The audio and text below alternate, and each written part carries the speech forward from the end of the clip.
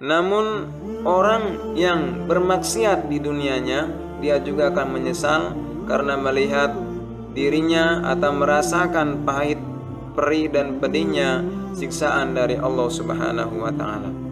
Maka oleh karena itu di sini Allah Subhanahu wa taala mengingatkan atau memberikan warning terhadap kita semua selaku orang yang beriman untuk melihat sejauh mana atau sebanyak apakah amal ibadah yang pernah kita lakukan sehingga nantinya menghadap Allah Subhanahu wa taala dengan penuh rasa bahagia.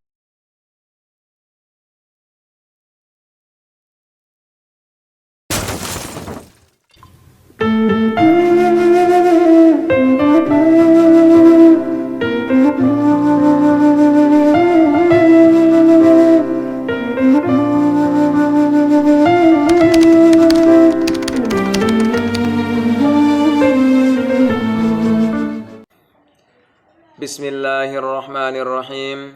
Assalamualaikum warahmatullahi wabarakatuh. Alhamdulillahi rabbil alamin. Assalatu wassalamu ala ashrafil anbiya'i wal mursalin Sayyidina Muhammadin wa ala alihi wa sahbihi ajma'in, amma ba'du. Kaum muslimin, muslimat, shaimin, shaimat rahimakumullah. Marilah kita bersyukur kepada Allah Subhanahu wa taala tanpa ada rasa bosan, sebagaimana Allah tidak pernah bosan memberikan kita nikmat, taufik, hidayah dan inayahnya. Semoga dengan kita bersyukur Allah Subhanahu wa taala akan menambah nikmatnya kepada kita. Amin ya rabbal alamin. Salawat dan salam kepada baginda Rasulullah Muhammad sallallahu alaihi wasallam yang telah membawa umat manusia dari alam yang gelap gulita menuju pada alam yang terang benderang, yaitu ad-dinul Islam. Mudah-mudahan kita mampu mengamalkan sunnah-sunnahnya sehingga nanti di akhirat kita mendapatkan syafaatnya. Amin ya rabbal alamin. Kaum muslimin, muslimat, shaimin, shaimat rahimakumullah. Sesungguhnya manusia itu diciptakan oleh Allah Subhanahu wa taala di dalam surga, dan suatu saat nanti Allah akan kembalikan manusia ke dalam surganya. Oleh karena itu, marilah kita mencoba untuk merenungkan firman Allah dalam surat Al-Hasyr ayat ke-18. Allah Subhanahu wa taala berfirman, "Ya ayyuhalladzina amanu taqullaha wal tanzur nafsum ma qaddamat lighad wattaqullaha innallaha khabirum bima ta'malun."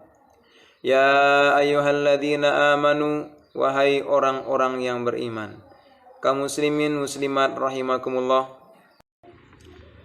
Dalam ayat ini Allah memanggil kita sebagai panggilan khusus yang disebutkannya ya ayyuhalladzina amanu, wahai orang-orang yang beriman. Dengan harapan bahwasannya ittaqullah, takutlah kepada Allah. Takut dalam artian yang sangat luas, termasuk diantaranya agar kita sebagai orang beriman untuk bertaubat kepada Allah Subhanahu wa taala atas kesalahan-kesalahan yang pernah kita lakukan. Kemudian wal tandur nafsum ma qaddamat lighad. Hendaknya kita untuk melihat, menilai, menatap, merenungkan apa yang telah kita lakukan untuk hari esok. Kaum muslimin muslimat rahimakumullah. Kata al-ghad dalam ayat ini memiliki banyak penafsiran. Ada yang ulama yang menafsirkan bahwa kata ghad itu adalah hari esok, yang berarti bahwa kita harus mampu mengintrospeksi diri, menilai diri, memperbaiki diri untuk masa depan yang lebih baik. Tentunya masa lalu kita jadikan sebagai pelajaran, dan saat ini atau masa sekarang kita jadikan sebagai peluang, dan hari esok tentunya menjadi sebuah harapan yang sangat baik. Para ulama juga menafsirkan kata ghad ini adalah atau yang berarti hari kiamat atau hari akhir, dan di mana Allah Subhanahu wa taala memerintahkan kita untuk bertaubat kepada Allah dan memperhatikan apa yang akan kita persiapkan atau apa yang telah kita lakukan untuk hari esok. Kaum muslimin muslimat shaimin shaimat rahimakumullah. Tentunya sebagai orang yang beriman, meyakini dan percaya sedalam-dalamnya akan hari esok atau hari kiamat pasti akan tiba. Oleh karena saking dekatnya hari kiamat, maka Allah Subhanahu wa taala menggunakan kata gor yang bermakna bahwa sadarilah bahwa hari kiamat itu sangat-sangat dekat. Dan alhamdulillah pada saat ini Allah Subhanahu wa taala memberikan kita kesempatan untuk berada di bulan Ramadan, yaitu bulan yang penuh dengan kemuliaan, penuh dengan rahmat, penuh dengan maghfirah dan ampunan dari Allah Subhanahu wa taala. Dan oleh karena itu, mari kita mencoba untuk memanfaatkan sebaik-baiknya, untuk mengisi sebaik-baiknya. Tentunya adalah sebagai persiapan untuk kembali ke hari kiamat nanti sebagaimana yang disebutkan oleh Allah Subhanahu wa taala. Dan bagi kita sebagai orang beriman, tentunya juga melihat atau menilai sejauh mana ibadah yang telah kita lakukan di bulan Ramadan ini. Sejauh mana pengabdian kita kepada Allah Subhanahu wa taala di bulan Ramadan ini. Karena beberapa hari lagi Ramadan akan meninggalkan kita. Namun Allah Subhanahu wa taala masih memberikan kita kesempatan untuk memperbaiki diri, untuk memperbanyak amal ibadah, sehingga nanti kita pulang ke hadirat Allah Subhanahu wa taala dalam kondisi memiliki bekal yang cukup. Kaum muslimin, muslimat, shaimin, shaimat, kenapa kita diperintahkan oleh Allah untuk mempersiapkan diri terhadap kehidupan akhirat? Ini dikarenakan bahwasannya nanti di akhirat atau di hari kiamat itu manusia akan dikumpulkan, kemudian akan diperlihatkan amalnya masing-masing.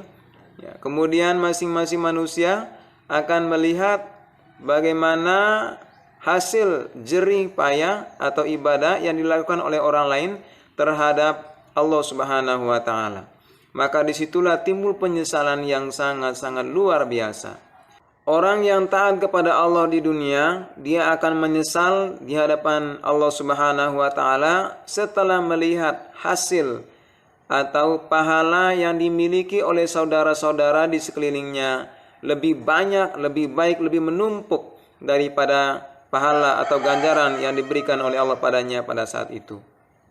Namun orang yang bermaksiat di dunianya, dia juga akan menyesal karena melihat dirinya atau merasakan pahit, perih dan pedihnya siksaan dari Allah Subhanahu wa taala. Maka oleh karena itu di sini Allah Subhanahu wa taala mengingatkan atau memberikan warning terhadap kita semua selaku orang yang beriman untuk melihat sejauh mana atau sebanyak apakah amal ibadah yang pernah kita lakukan sehingga nantinya menghadap Allah Subhanahu wa taala dengan penuh rasa bahagia. Kaum muslimin, muslimat, shaimin, shaimat rahimakumullah.